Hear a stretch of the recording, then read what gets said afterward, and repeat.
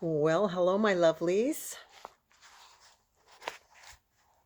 We're on chapter 4 called The Great Outdoors. And if I recall from the last chapter, Little Bear and his horse that he just got are about to take their first ride outdoors. And Omri has warned them that they must not run away because this is the outdoors and that there are mountain cats that could swallow them whole. Let's see what happens. Both horse and man seemed to sniff the air, tasting its freshness and testing it for danger at the same time. The horse was still making circles with his nose when Little Bear sprang onto his back. The horse, startled, reared slightly, but this time Little Bear clung onto his long mane. The horse's front feet had no sooner touched the path than he was galloping. Omri leaped to his feet and gave chase. The horse's speed was remarkable, but Omri found that by running along the lawn beside the path he could keep up quite easily.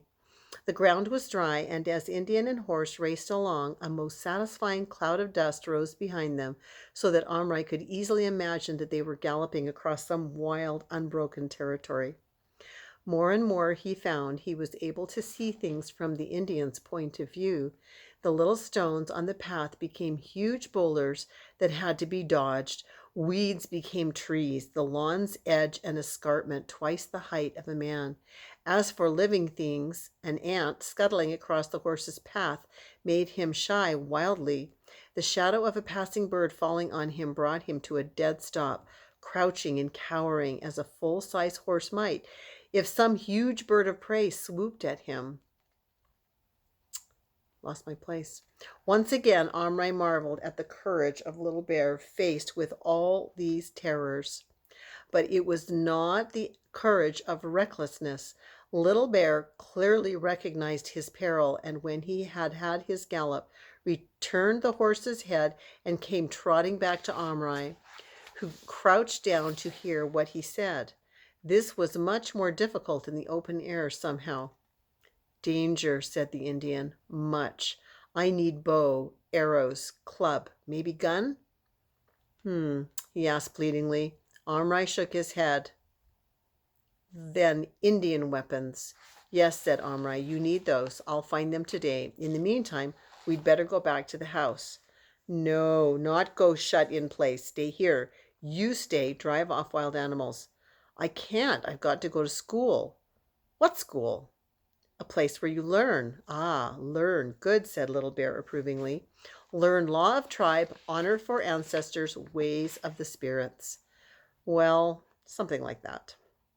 Little Bear was clearly reluctant to return to the house, but he had the sense to realize he couldn't cope outside by himself. He galloped back along the path, with Omri running alongside, and, dismounting, re-entered the carton. Omri was just carrying it up the back steps when the back door suddenly opened, and there was his father. Omri, what on earth are you doing out here in your pajamas? And nothing on your feet, you naughty boy. What are you up to? Omri clutched the box to him so hard in his fright that he felt the sides bend and quickly relaxed his hold. He felt himself break into a sweat. Nothing. I couldn't sleep. I wanted to go out. What's wrong with putting on your slippers at least? Sorry, I forgot. Well, hurry up and get dressed now. Omri rushed upstairs and, panting, laid the box on the floor. He opened the flap.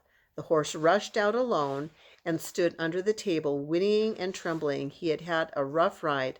Full of foreboding, Omri bent down and peered into the box.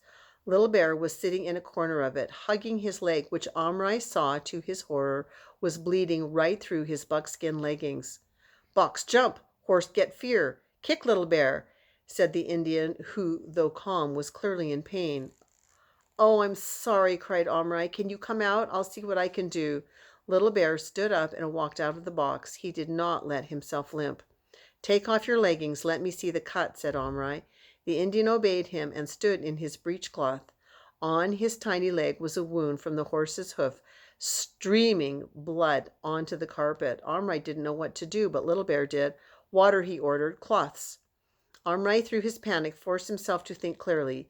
He had water in a glass by his bed, but that would not be clean enough to wash a wound. His mother had some Listerine in her medicine cupboard. When any of the boys had a cut, she would add a few drops to some warm water, and that was a disinfectant. Omri dashed to the bathroom and with trembling hands did what he had seen his mother do. He took a small piece of cotton wool.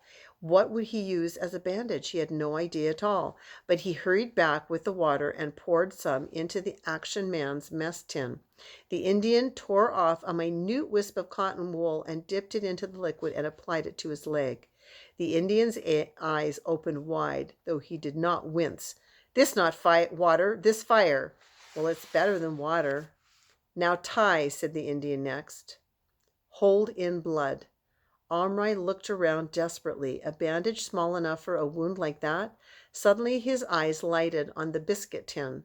There, lying on top, was a First World War soldier with the red armband of a medical orderly.